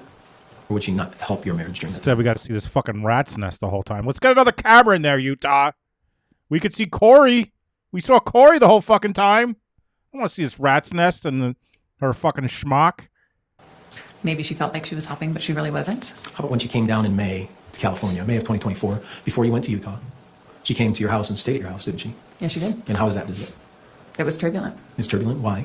They had a little tiff about something, and they bickered back and forth for a moment, and it was awkward. Did your mom spend the night? I believe so. Yeah. And did she and you then go to her friend Amy's? We did. Yeah. And who watched the kids during that time? Matthew. When your mom called Matt, didn't she say to you, quote, I just told your husband don't mess with my child? Yes. So how was he messing with you? By arguing with me. And so would you frequently tell your sister and your mom about all the arguments you and Matt had? I would send them the voice clips so they could hear it firsthand. Yeah. And like we explained, or we talked about the previous clips, it shows back and forth, isn't it? Yes. Some points it is back and forth. Sometimes I allowed him to get under my skin.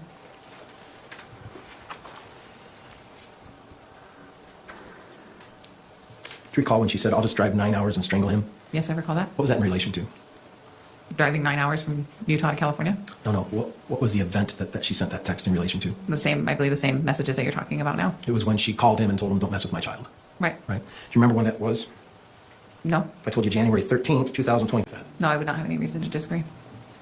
And you think your mom was serious that she's going to drive 9 hours and strangle him? I don't know necessarily strangle him, but Kill him. cause him harm. Yeah, she was going to, wasn't she? I feel like she wanted to. And she did, didn't she? Ultimately, She did? She went to California and strangled him? no. What happened about a month after that text? I don't know. You guys were in Disneyland having fun, weren't you? I don't believe there was much interaction between my mother and Matt. There was 18 of us. There was no way that we were all going to be in one big group. We split off into smaller groups. Sure. But 1 month later, approximately, Matt, you, Diane, Steele, all the family met up at Disneyland, according to the plan, right?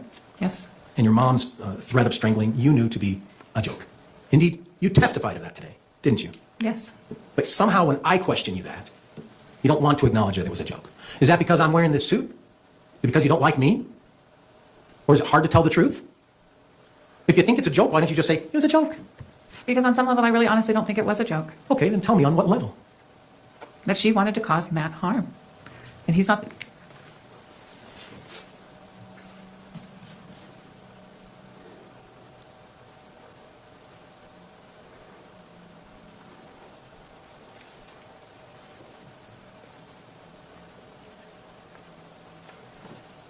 Your mom ended up saying sorry for calling him, didn't she? In an actual text? Yeah. Do you want to go to it? Yes, please. All right, page 11 of Exhibit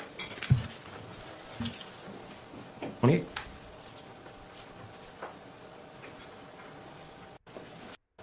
Dry heaving? I believe so. I don't believe that's what the... I don't believe that's what the I'm sorry was in reference to. Was it in reference to you dry heaving? I believe so.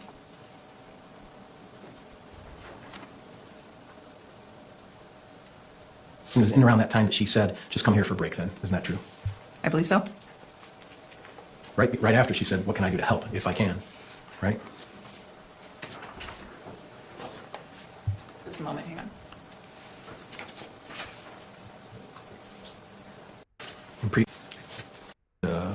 And Tracey, within 24 hours. All right, fam. It's been about 2 hours, and I've just had enough of this fucking loser. I can't stand her. It's basically this the whole time. These two going back and forth like a bunch of fucking losers. Not a lot else happened today. We had the neighbor who called 911. The neighbor's husband, DNA, medical examiner. I mean, I guess a lot happened, but not stuff that I'm really going to play. I mean, we don't really need to hear the medical examiner. We know, I mean, it's depressing and it's sad, but we know who did it. It's just a question of are they going to prove that this stupid idiot mom was involved? And I sure think they are. So thank you guys for being here. I appreciate it. And tomorrow it looks like it's a half day for them, starting at like 1 Mountain Time, whatever their Utah time is. So thank you guys so much for being here today. I appreciate it. And have a good night. And I'll schedule another one soon. If not tomorrow, maybe Friday. I'll schedule something. So thanks so much, guys. Have a good night. Deuces. YOLO.